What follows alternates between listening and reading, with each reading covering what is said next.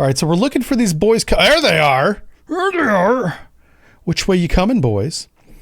All right, so we're going to hang out by Torshavn. Torshavn. I don't know why Europe's got to be fancy with these words. Like, what does that even mean? That makes no sense. All right. Gotcha. I gotcha. Uh-oh. Where are you going? We got him. Okay, so this could be multiple diesel boats coming back looking all fly because they successfully sank some merchant. Some ship that doesn't have a sonar system. They're all proud of themselves. All right, bearing 228, Sierra 1. And we're at periscope depth, talking to our girlfriend on the phone, also known as the Admiral. Moderate thermal layers at 186. Fight. Let's go. Let's go. There we go. Ooh, we see a bottom today. Where's my bottom at? Where's the bottom in the game at? Right there it is. Right there it is. Okay. Ooh. Oh no, we're shooting uphill. All right, so do not shoot deep. The torpedo will hit the ground. Son of a gun. He has the high ground on us, like quite literally. It stinks. Okay. Well, let's go to Sierra 1. Let's bring him up on the sonolator and see who we got.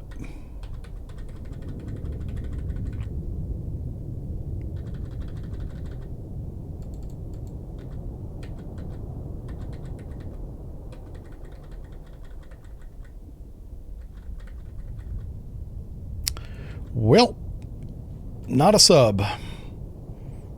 I'll tell you what we're going to do.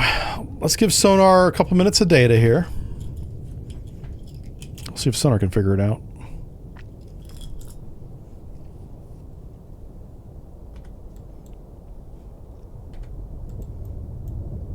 Oh, you know what we can do? Let's go periscope depth. Make depth 4, And we're basically there anyway. Might as well go up. We'll take a quick look around. Upscope. Dive at 4, 2 feet. Dive by. Crap. Can't see anything. Aha. Ah. More height. All right. Downscope. Sonar new contact bearing 1. He's close. Designated Sierra 2. 194. Upscope.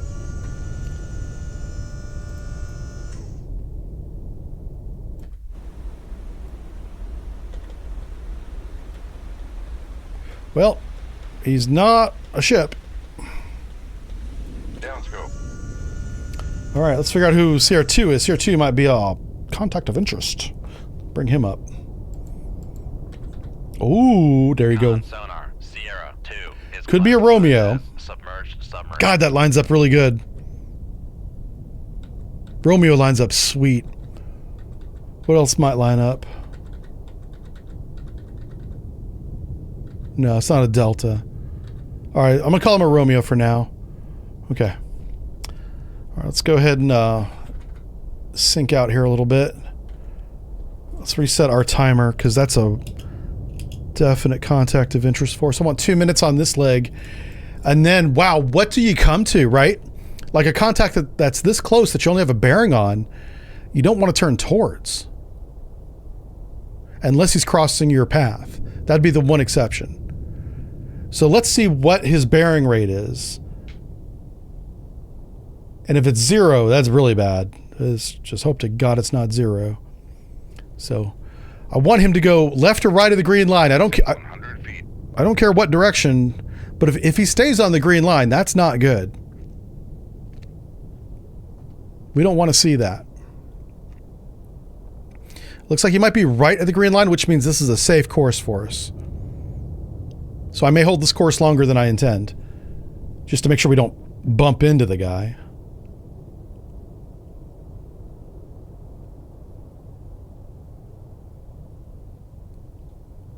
Okay. Yeah, we're going to stay on this course. Okay. We don't need the timer anymore because we're not going to turn. Like, the only other decision that I would make is that if he was going in front of us, I would have to turn to the Sonar south. Lost contact. Sierra 1. Passing 200 feet. What's our depth? What's going on here? Oh, we gained him whenever we went below the layer. So he's deep. Or at least below the layer. So let's keep going. Let's get a little 10 degree down here. Bearing constant, range decreasing is bad. I know, yeah, real bad. That's how you go bump. Yeah.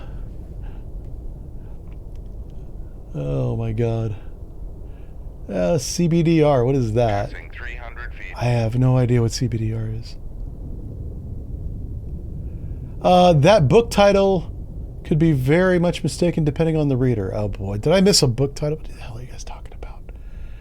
Oh, where's my bottom head? Is the book title? Okay, yeah, that's chapter 5. Yeah, that's what that is. Passing 400 feet. I did pitch an idea to the business manager, the brains behind this operation, about doing a legitimate book. And turns out I'm too boring, you know. The only interesting shit I did in my life I can't talk about. Other than that, I play video games. Yeah, that's all I did. I drank a little bit too. Yeah. Other than that, nothing good, nothing entertaining. Yeah. Like chapter 6 would just be redacted, just be black lines. Yeah. Oh my Passing god, 600 feet. it'd be funny. You know what's funny is they let the Navy SEALs write the books. Apparently, the Navy SEALs can do all that, which is I don't hate them for it. It's fun. It's actually kind of interesting to me to see what the Navy SEALs do and experience, because that's so different than the submarine world and community that it's kind of cool to. I love hearing the stories. And the one thing I liked about Steve's 10% True podcast that he does over on YouTube, this podcast that he had me on, is all of his guests, up until me anyway, were pilots and Rios or Wizzos or backseat guys. And that is really cool. Like the stories they have and they can tell Passing 800 is, feet. I find that really interesting. I started binging his whole YouTube library. Yeah. I'm not like pitching for him, but that's just, I just went from one to the next. I was like, this is really cool. Those guys did some shit over Iraq, like even during and after the Iraqi war, both of them, 1 and 2. Yeah. The no-fly zone stories. The no-fly zone stories are the most hair-raising because the radar had to lock onto the plane and sometimes even shoot first, and then they could go and bomb that guy. Yeah. Like, what kind of rules of engagement are that, you know? Don't do nothing unless they shoot at you. What? In naval warfare, he who shoots first wins. You can't wait for them to shoot. Yeah. Apparently that's different in aviation, I guess. I don't know. You gotta shoot first. Yeah. You could write a book about the chair. Yeah, we call it Tales of the Tale of Jive Turkey. Yeah, that's what we'd call that book. SEALs write books they got turned into TV shows. Oh yeah. And like the movies they make, they take liberties and it gets further and further away from the actual events. That's why I don't hate on those movies. They did one. I did watch the movie. It was a long time ago though, about lone survivor. I guess the SEAL team got ambushed or something. It was bad. Anyway, but apparently that had little to do with the movie, had little to do with what actually happened. And then people tried to make that the story. And I was like, well, you know, whenever I go into the theater, I don't expect to watch a documentary. You know, I want to be entertained. You know, if it's based on a real event, that's all I need. I don't need anything else other than that. But not everybody feels the same way, you know. Plus, you got to bitch about something to make a YouTube video, I guess, right? Unless you're good and entertaining. Uh-oh. I just caused controversy. Look at me. Look at me being a badass. Causing trouble. All right, so we're going to drive into this guy's baffles and shoot him with one Mark 48 torpedo made in Germany called the D something 24. What the hell is it called? DM2A4. Yay. One of these days I'll remember the name of this weapon. Come left 2. That day is not today. Helm I. All right, we're maneuvering to engage. This will be our firing leg, folks. Did I watch the Silver Side depart dry dock? I did not. Call Hollywood, tell them that you'll make them. You know what's funny is I did get this. I'm not even joking. Like I did get an offer to make a video game like this week. It's Wednesday, right? I think the offer came in on Monday. Like I would write the scenarios and everything, and they would do the brainy part, coding it and stuff. Yep. The brains of the operation, business managers do an email exchange with that company right now. But don't get your hopes up because it didn't look very good to me. Their pitch was lame. I was not impressed. But that's why I don't make the decisions. Because maybe it's really good. I don't know. It does sound cool. It got my attention. Nothing like that had ever happened before. Like seriously, you know, I made a joke about it in the past, but those were jokes. This was like a real offer from a real game studio. Yeah. But it could also be like, well, we'll see. We'll see what happens. I don't want to get your guys' hopes up. It was literally an email. Yeah. Let's see. Started looking at decommissioning my boat. What?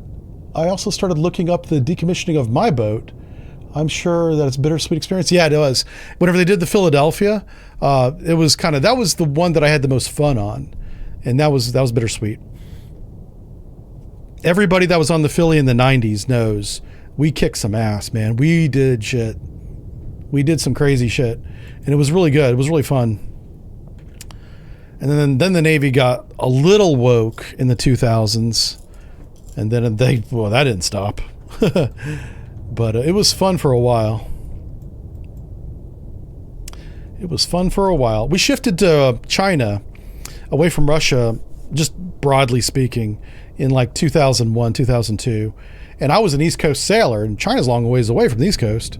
So I did go on a boat in 2005 where we went to the Pacific, and I did one Pacific deployment in my entire career. Classified as submerged submarine. Oh, it was a whiskey. Oh, this dude is not even going to shoot back at us. Okay, hold on. I don't need to be in this guy's baffles. We just got to be far away. Okay, let's go this way. Let's maximize range. Come right to. This guy literally might be bait, by the way. Like, there's the only reason why a whiskey's this far away from land is if he's the target. If he's the worm on the lure, somebody else, and it might be Sierra 2 back here, Sierra 1 back here, is behind whiskey waiting for us to shoot him so they can shoot us. That might be the situation we're in. So just be aware of that. Let's go ahead and speed up. 10 knots. Get tube 3 ready. Knots. Maneuvering eye. But I think that's the situation we're in now. How am I going to do this? Con, helm, steady course. Because I'm evading into his baffles, I do have to drive the weapon to the east. It's going to look weird, but it's going to save us from being sunk, so... Trust in the process. All right, I'm going to let him get out to about 8, which is way more than we need for a whiskey. I'm doing that because Sierra 1 might actually be a submarine. That's this guy down here that we don't have anymore. I don't think this is just one sub. The briefing said multiple diesel subs. This is one diesel sub, and we have an unknown contact. Probably also a diesel sub.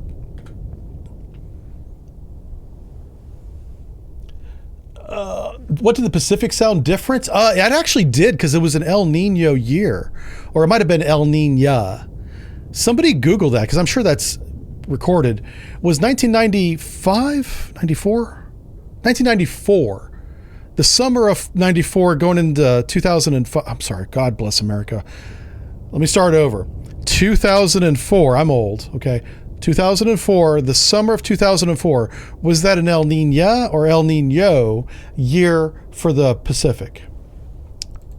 Or for the world, I guess, but yeah. Wow, my brain went on a time trip there. All right, let's go ahead and shoot this guy while you guys look that up for me.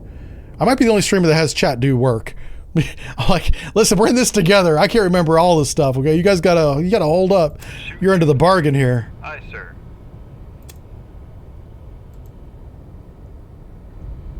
I'm going to steer this weapon back to the east as I pre-briefed. The reason why we're doing that is I'm trying to get bearing separation between me, the target, and our weapon. I want to make that look like a triangle. Right now, it looks like a straight line. Like if you draw a line between me and the whiskey, look where our weapon is. So I'm trying to make that triangle as equilateral as possible. What'd you guys say? Did anybody look this up? Summer of 2004, there was it was an ENSO neutral phase, meaning there was no El Nino. Really? So check 2005. I might have my year off. I might be off by one. No way. I had just got on board the boat. It was definitely 2004. Yeah. All right. Well, you know what? It just shows my memory. This is why I get really careful whenever I go on and I tell stories. Not so much here because this is kind of whatever we want it to be. But if I go on someone's podcast, I really want to make sure I tell the story accurately, especially whenever it comes to time, you know. And boy, that's a real good example of how, as you get older, and every one of you will see this, the dates become real fuzzy. And you'll be absolutely sure you know the date. And guess what? You're off by a year. Yeah. I think that's the situation I'm in right now. Yeah. It's just, that's why I try not to get specific, you know. I shouldn't be talking about dates anyway. What am I doing? What am I doing? Even the color of the ocean's different? What?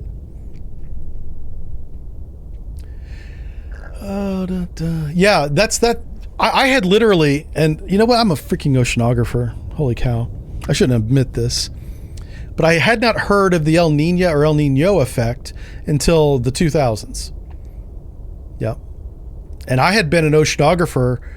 I got that Navy school done in like 1992 and maybe 93. So I'd been an oceanographer for 10 years before I really cared about El Nino. I must have, in training in school, heard about it and just didn't care. Every mission we were doing was in the Arctic Circle anyway. There's no El Nino up there. Let me tell you what. But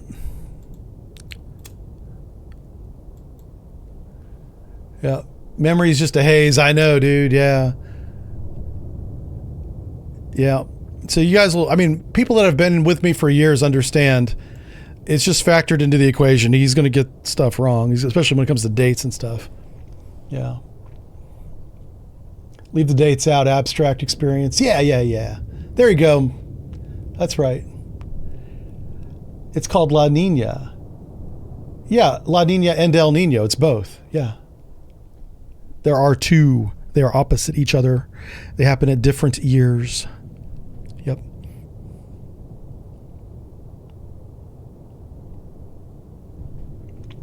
What years was I on the Philly? I was on the Philly from 1992 to 1996, which is 4 years. I extended on that boat. It should be 5 years. Well, the years get fuzzy. Like it's not a full 12 months, I guess. So it was 4 years and some months. Con, fire control, weapon acquired. Uh-oh. What are you doing, Tube 3? Let's go ahead and just run. Make turns for. Let's just run away. 3 knots. Maneuvering eye. What we really care about Sonar. Noisemaker. is how does Sierra 1 or anybody in this direction react to this?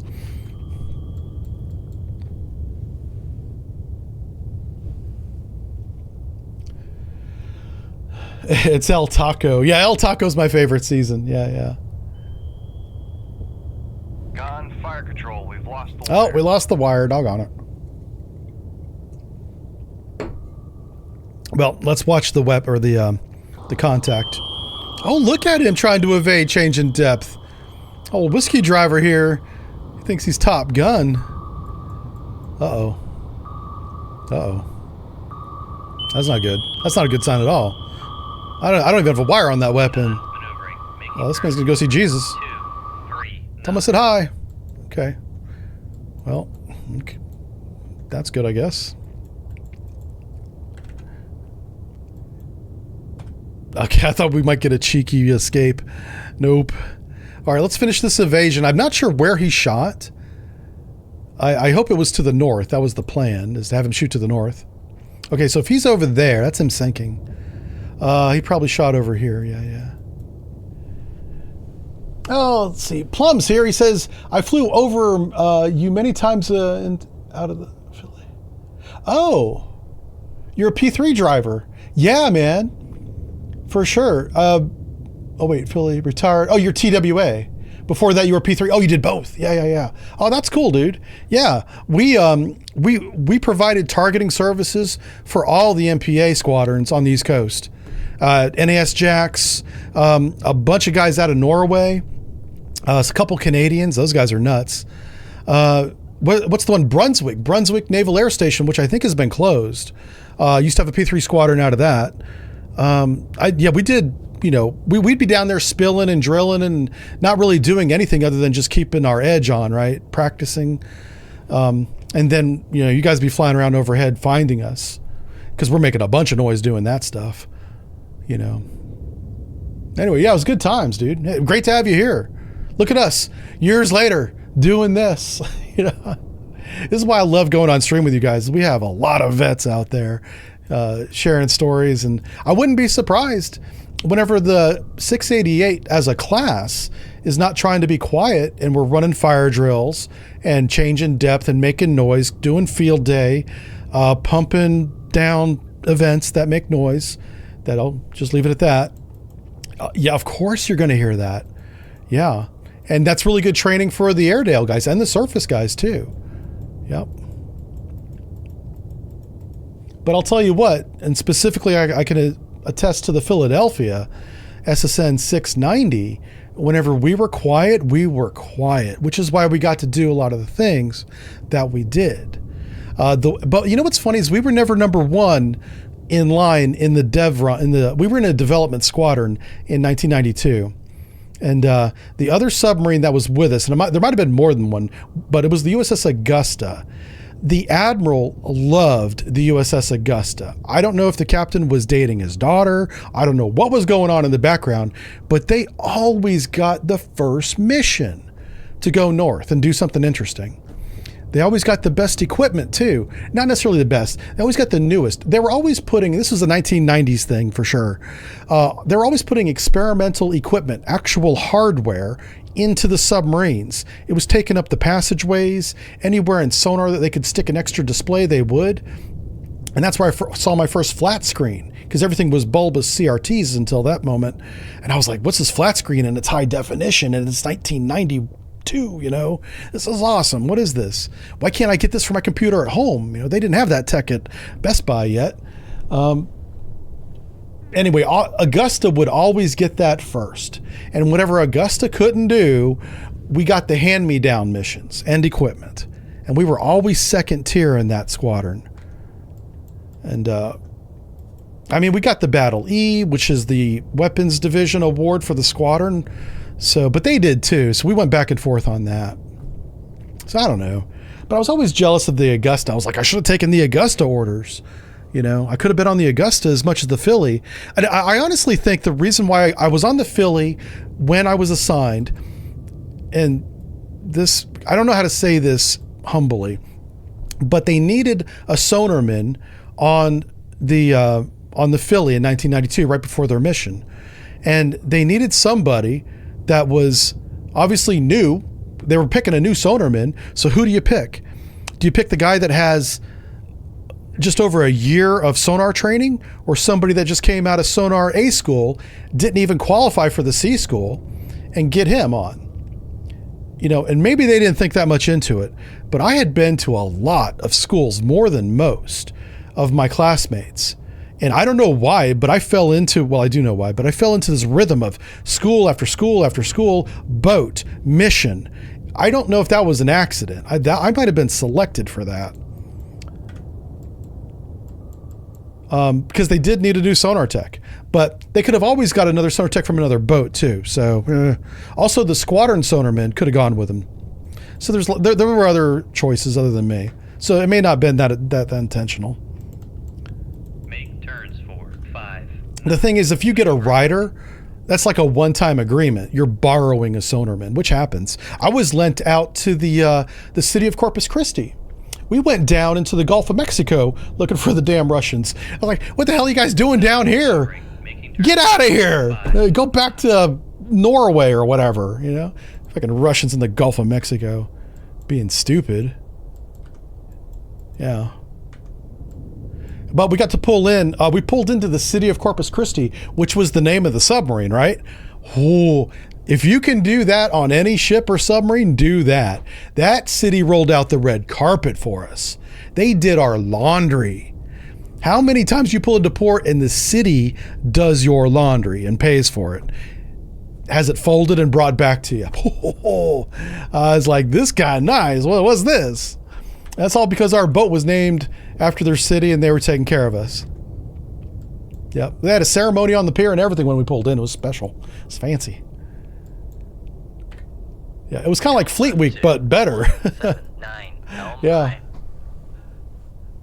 The Augusta was a newer boat than the Philly. I think you're right. No, Philly was like Hull 3. Yeah, you had the Los Angeles. What number was the Baton Rouge? Oh, it was newer. I'm thinking older. Holy crap. It might have been that they were newer. That's true. Yeah. It might have been. That could have been as simple as that. Because they were probably a little bit quieter, being a little bit newer, maybe. Yeah. I don't know. Let's see. Plumber says, I bet even money that today's sonar can detect Siemens fart. Yeah. I tell you what, I honestly don't know what they have today, but I bet you it's better than what I had. That's not a stretch to say something like that, but and what we had was pretty good. I mean, the sonar system we had, and whenever I left the Navy in 2010, it was ARCI. I want to call it version 4. Was the final version that I messed with. And we did I did 1, 2, and 3, and then ended up in 4. And that was pretty good. And the hardware, like the actual transducers that are the mechanical part, the materials they put into those was peaking out. You know, you can only get such pure material. You get 99.99%. Getting that last 1,000th of a percent is almost not worth the time and cost it takes to get it. You got to get your gains somewhere else because you've maxed out the hardware. Engineers smarter than me, started engineering better beamforming processing in the actual Xenon server processors. Yeah, that's where we made big gains, was in the software. And I'm sure that trend continues today. I really like the wide aperture arrays we're putting on all of our submarines, the flat panels. Those are really good. And that's in the modern naval warfare game that we play on Fridays. Yep, that's a real good array. The Seawolf was the first American sub that I saw have that, and it performs so well. They're putting it on everything now. Designated Sierra 3. Yeah, so Sierra 3 ran right by us. Now, hold up. Is Sierra 3 an actual contact? Let's find out. Let's bring him up. I mean, he's a contact, but is he a submarine?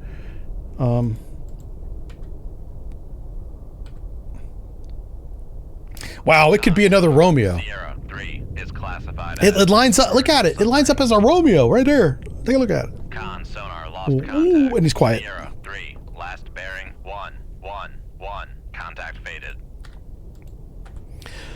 All right, snapshot tube 1 on the Romeo, bearing 121. Shoot tube 4. Aye, Tube sir. 4. That's what I said. Tube 4. Well done. Tube 4. All right, so we got to figure out how we're going to evade this knucklehead. I'm going to speed up to 10 knots. Make turns for 10 knots. Maneuvering eye.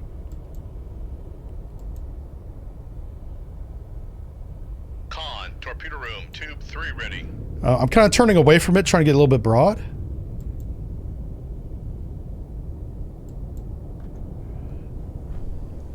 Let's see. Good afternoon there, Angel. Good to see you.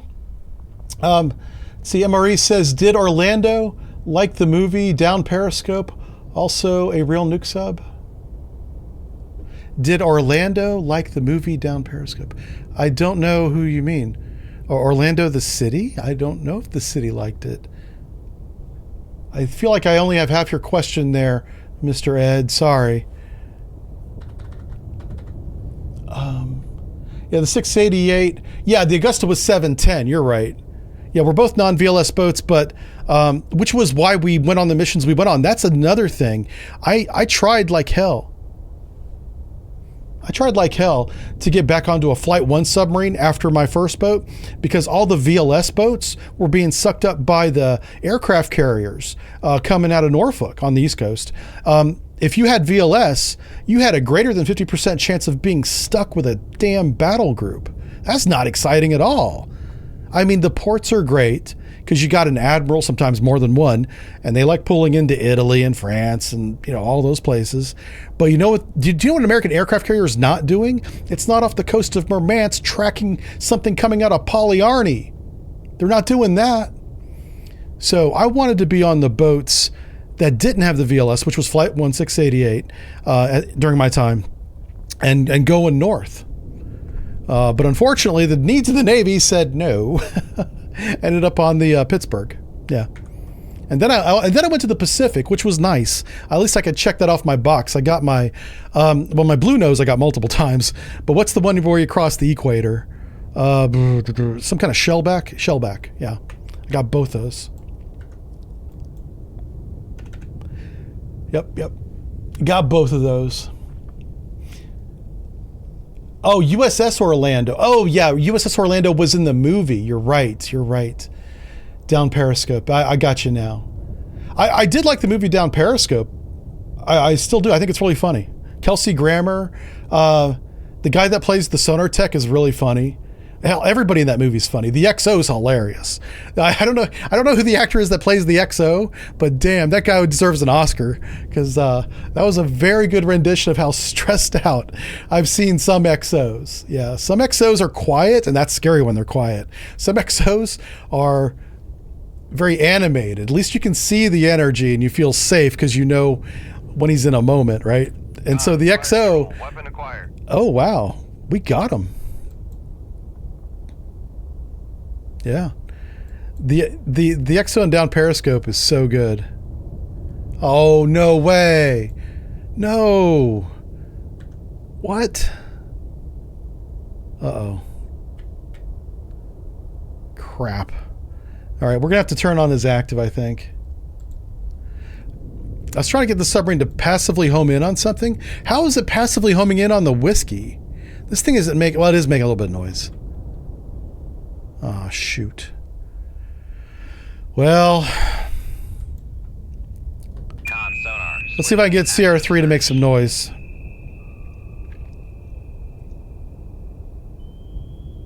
Oh, he's on that same bearing. There's no way. There's no way this is a coincidence.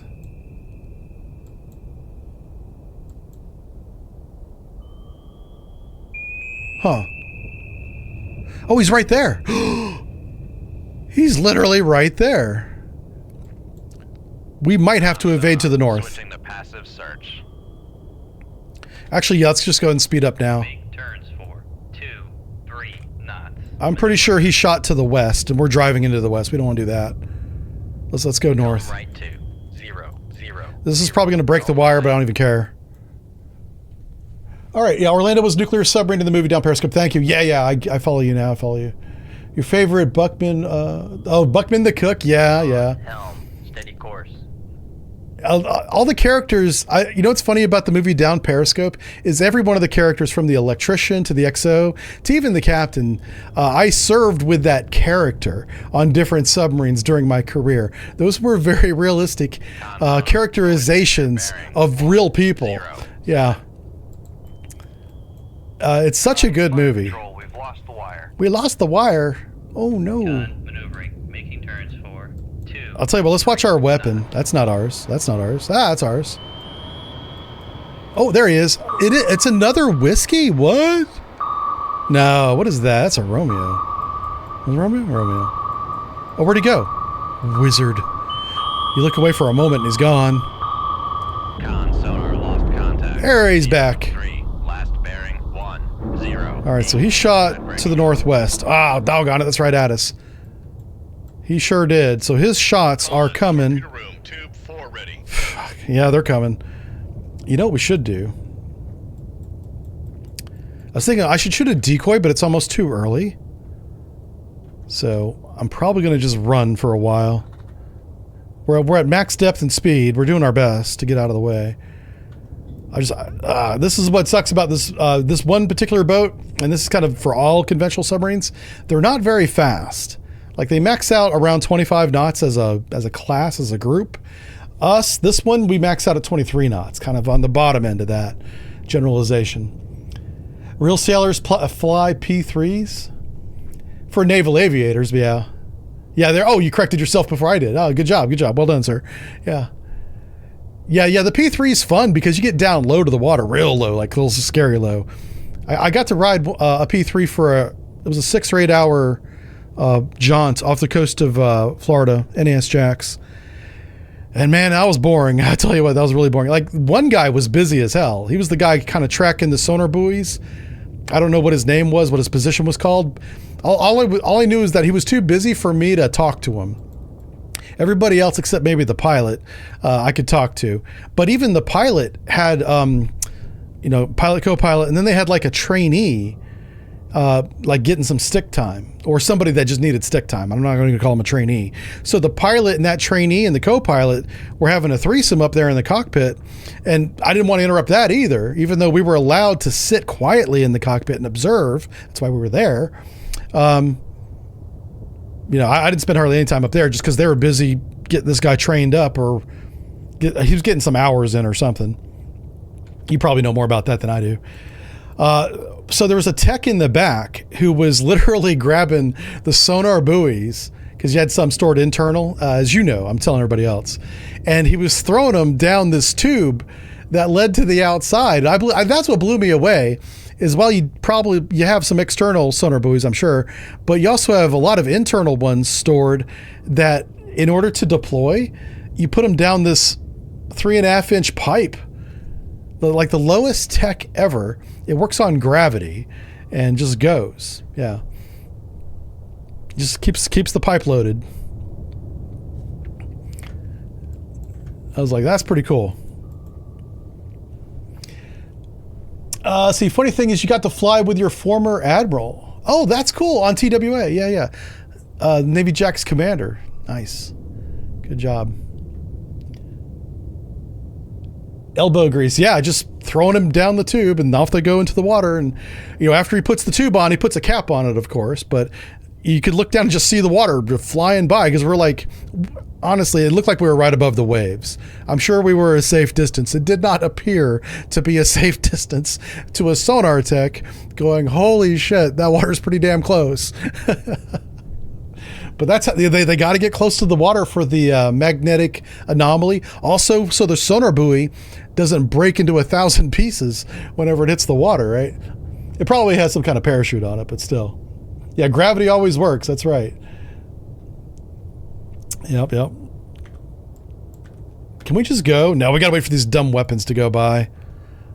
Let's compress a little bit of time because I don't even know where the weapons are. I know we shot them in our general direction. We're probably going to see one. But it looks like they're all behind us.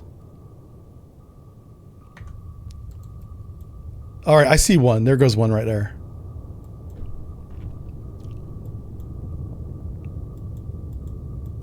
Yeah, honestly, I'm thinking this week on Friday we might do sea power because modern naval warfare hasn't had an update since last Friday, and I didn't expect one, but it just hasn't had one. So maybe we'll do sea power on Friday because sea power has had some really good content updates lately, and that's a really fun game. So expect to do sea power on Friday with us. Yay! Let me come out of time compression. Hold up. Okay. Oh, there was a tango. Oh, crap. Did we not? We sank 2 out of 3. Hopefully we got credit for... Okay, good. 2 out of 3 was good enough for government work, apparently.